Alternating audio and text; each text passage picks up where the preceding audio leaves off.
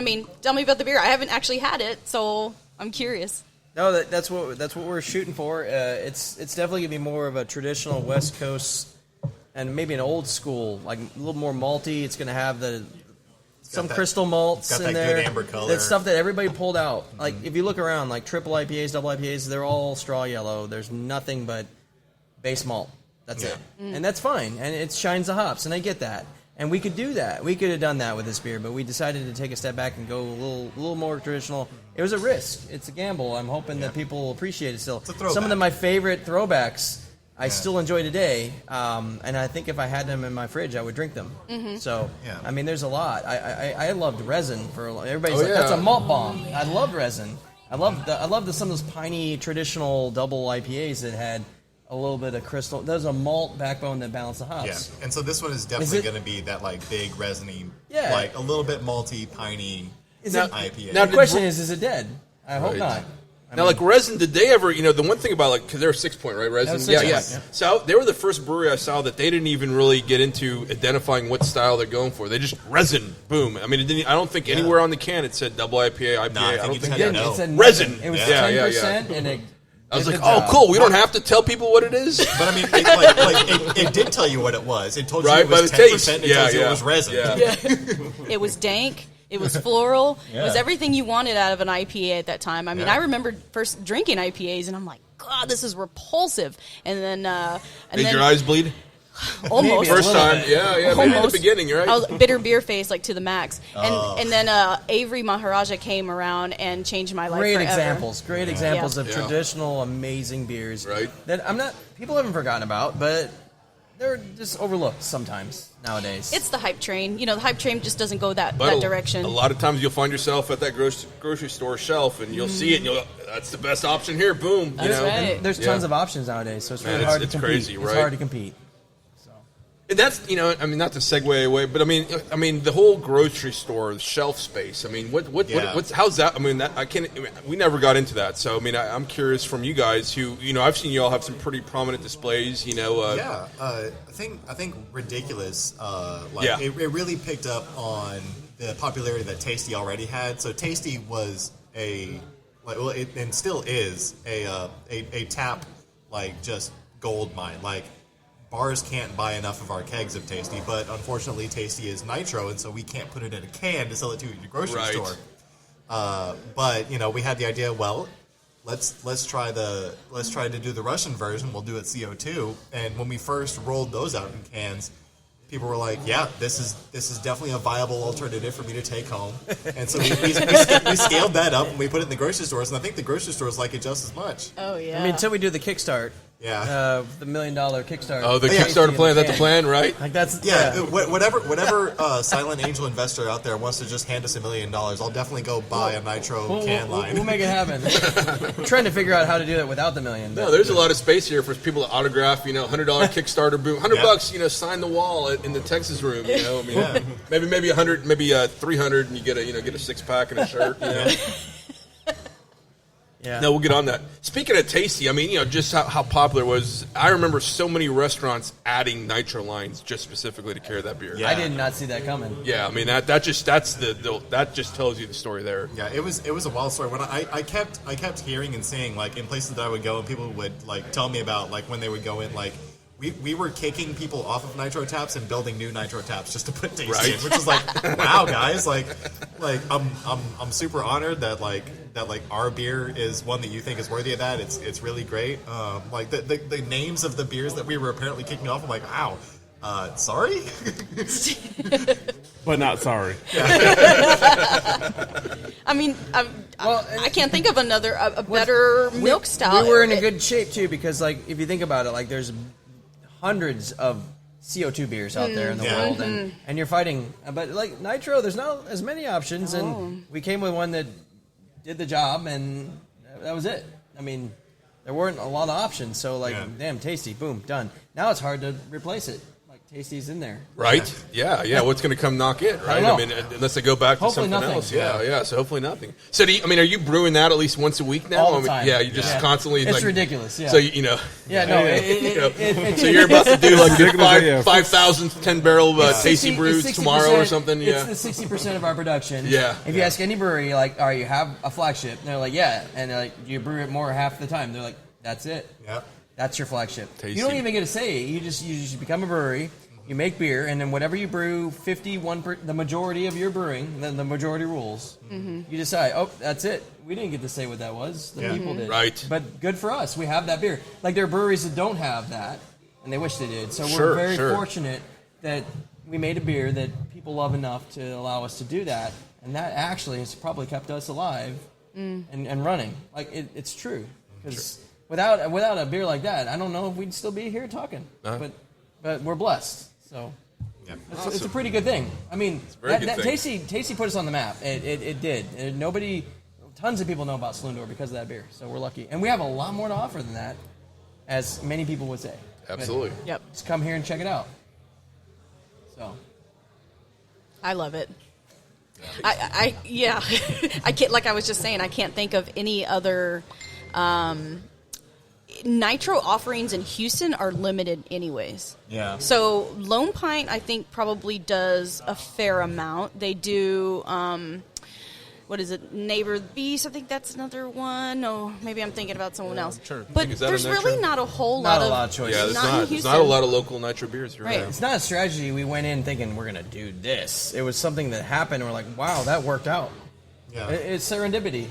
I mean, that's how we discover some of the most amazing things. And so you guys know how to build and take down a nitro line like in your sleep now, right? I mean, there's a kit. Right. For real. I wake up from nightmares and sweats about building nitro lines. I bet that's kind of what I was getting at, right? That's awesome. So, I mean, you got a pretty nice crowd tonight. I mean, I guess tonight's a Thursday. You got, I saw some publicity about a Dragon Ball Fighter Z tournament going on. A lot of gamers. Yeah. We're always releasing something crazy, and we have a good crowd for that, a good following. Yeah. Thursday is one of our event nights, and so Thursday nights is when we do the Throw It On Thursdays. Thursday nights are also when we have our retro video games with Mini Boss Gaming. Yeah, we gotta give them a plug. They come in and they host all sorts of like they'll do like free play, and they'll do like tournaments, and they'll do all sorts of stuff. We like to call it our R&D night. Like, okay, what did people think about that beer that we released? So crazy. You're all like sitting in the corner, kind of like watching. How do we do? Sitting with binoculars or checking the camera feed or something. I asked the bartenders, like, take secret notes. room. Take notes. Yeah. You never know. Yeah. Mini Boss Gaming, awesome. So you got some events coming up this weekend. Well, at least we believe, right? I mean, obviously we were talking about that before the show. It's been a pretty strange week, and gosh, but we continue on, right? So Saturday, I believe, is the St. Patrick's Day event here. Yes, we're throwing our St. Patrick's Day party on Saturday. Because St. Patrick's Day is on Tuesday, and who parties on Tuesday? Well, probably a lot of people in light of everything that's going on. I always enjoy it when the bars spread the St. Patrick's Day fun over. So we're gonna have green toilet paper. Oh, you heard that here first.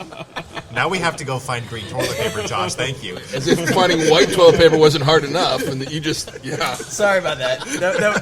That's not for real. Okay.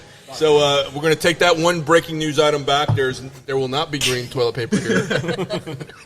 But there will be green beer. And Rubens. There could be green beer and Rubens. Yes. Yep.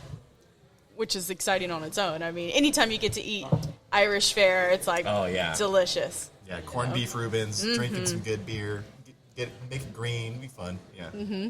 St. Patrick's Day is my favorite holiday, and I like it because it's in the middle of the month. Because so many holidays are when I'm on deadline at the beginning or end of the month. But St. Patrick's, and I'm Irish too, so it kind of helps. They were nice and courteous to put it in the middle of the month. They just did it specially for me, right? It's funny how that works.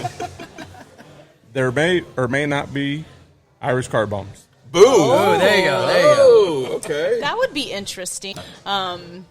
I've had so many people request that from us. Like, I'm not kidding. Like, seltzer? No, like non-alcoholic beer. Yeah. There's a bunch of folks that have different reasons for not being able to drink beer that has alcohol, but they want to have the beer flavor. They want to have genuine, like, a craft beer experience without dealing with the alcohol, because for different reasons, like, they all have their own reasons. Because taste, yeah, whatever. Yeah. And But you I'm still like, want to taste the beer. I'm like, wow, that's amazing. Like, you're right. It's so, it's evolving. That like, darn annoying buzz. quickly. Yeah. I mean, like, some people do like have... No, I'm good joking. I reasons. joke. There's reasons. I always tell them, like, I don't know anything about that. Right. Yeah. But there's a niche market for everything. Yeah, absolutely. Seems like. Yeah, but for me, and this just unpopular opinion coming, I just don't think Call your seltzer belongs in the beer category. I don't think True. it's. Cheers to that. I don't Yeah. think that. Valid. Yeah, you're kind of just. I mean, I know there's a market for it, but you're a brewery, and like you should focus on beer. Like that's what. I don't know. I'm with Like you, I Sylvia. said. I'm terrified of brewing a seltzer. I never want to do it, ever. Well, if you know. I ever did, it would be on a small pilot system, and it wouldn't make any sense anyway. Yeah, that's not something I want to do. Mm-hmm. I'm with you.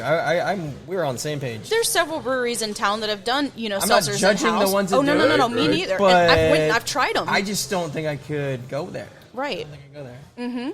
Of course, I remember a couple years ago, people were saying out about hazies. Here they are. Then they all fall eventually. Some hold out for longer than others. To that, I will say, well played. Yeah, I think the devil in the deep guy. I think he just brewed his first hazy the other day. You know, I- and he was like, "I would never brew hazy." Yeah. Yeah. Yeah, no, I love Eric, Oh, yeah. and he was about as stubborn as they get. Right? You broke He down? fell. Well, he- So he did brew a No, hazy? Yeah, he did hazy. Yeah, Yeah. He Oh. did. He finally did it. Well, man. And I believe it will be a mainstay that will show up. Oh, good. So it's not like a one-time thing, but they did it for their anniversary. I'm and glad I had he realized it. and it wasn't bad. It was Yeah. good. It I'm was good. glad that he finally understood no, that well, there's a market yeah. for Well, it. see, but Sylvia, that's the thing. You Is don't you have said a something about the choice. seltzer, but then there's a market for that, right? And I'm not. I mean, there's no street cred for seltzer in my book. Exactly. I mean, you know, No, I let's- get you let's on be that. Real, but I mean, I think like So me and was Saloon Zeman. Look at So- that what happened. So a lot. You have to understand, a lot of these small breweries. I mean, a lot of them came from the roots came from home brewing, and home brewers. You guys are considered small, too, right? Yeah, no, we're Oh, absolutely Oh, that. yeah. Like that's us included. And so, like at home brewers, we want to brew what we want to brew, but when you become commercial, it's totally different. And you either accept the bills fact to pay. that you got to Yeah. brew what people want, and that's it. You don't Right. you don't get say in it. Like you brew, oh, that's what they like. Okay, we're making that. Oh, yeah, and you for can't. sure. You just got to do that, and it takes everybody takes to have a different amount of time to accept that. For me, it was easy. Day one. All right, what do people want? Peanut butter. That's what I'm brewing. Yeah. Oh shoot, peanut butter, done. Like I'm easy. Like I was like I immediately was like, all right, I'm brewing whatever people want. I hope they want IPAs because that's what I like to brew. Yeah. I'm not gonna lie, that's my favorite style. Oh. I remember you I saying love that. IPAs. Yeah, he said that the first time he came on the we show. tried yeah. we tried to do it and it didn't work. So we're like, okay, peanut butter it is. Done. Tasty everywhere. Tasty, All right, yeah. everybody, tasty. The dark beers. Okay, Yeah. I was actually kind of good at that. Didn't know I was, but okay, here we go. So we did a lot of dark beers. We did a lot of tasty. We did a lot Dessert of beers, Russians, and that's what we were successful at. But I still like my heart and my passion for me. I'm not speaking for anyone else, just me. I love to make IPAs. Yeah. I think we do a good job with it. Lewis, are you the same? I'm Yeah. way the same. Oh, okay. IPAs. Yeah. If you read the magazine, the scene, The Scene magazine reference. Yeah, well played, sir. it would We love explain those to you. guys. They're I pretty think awesome. every brewer loves to make an IPA Yeah. that pleases people, no What- doubt. Like even if they don't like IPAs, there's like that's a huge style, and so like, but if you everybody likes different things. And Like, we have been able to have a lot of fun making IPAs for the tap room. Like we just don't make nearly as many of them as we make the tasty, but that's fine because it keeps our IPAs fresh. That's right. Like we make a small batch IPA, we have a lot of fun making it. We drink the whole thing. We have a lot of good times. Hop heads for life. Yeah. Get in trouble because it never makes it to the top wall, but hey, no worries, right? Yeah. exactly. But I think even after Hazy, it was then, throwing Twinkies in the mash, right? It was all of the crazy pastry stout. Yeah. It still is. The It still diabetes is. It stuff. has yet to go away. I mean, like, Diabetes in a can. are you calling out my tasty and ridiculous? Is that what you're doing right here? No, So pastry stouts, there's a huge spectrum, and just like anything else. And I feel like there's the ones that deliver flavor with a lot of sweetness, and there's the ones that deliver flavor without so much. But you're gonna get sweetness in some variation. Oh, of course. And it's a tough bag. It's tough. Yeah. It just depends on where you're at. Yeah. Some people like a lot. I'm in the middle. I think some people are further down there where they don't want much. And I respect that. It's hard to please everybody in that Yeah, category. I know That's a tough one. it's challenging though, because then you have to try to walk that line between being medicinal, right? You don't want it to taste like someone told me that one of their stouts tasted like a toothpaste online. It may have been my friend Hugh. Shout out to Hugh. But do we really want that? Is that too much? You got to find that balance. I think. feel like in different styles. like with people's palates, there's an envelope.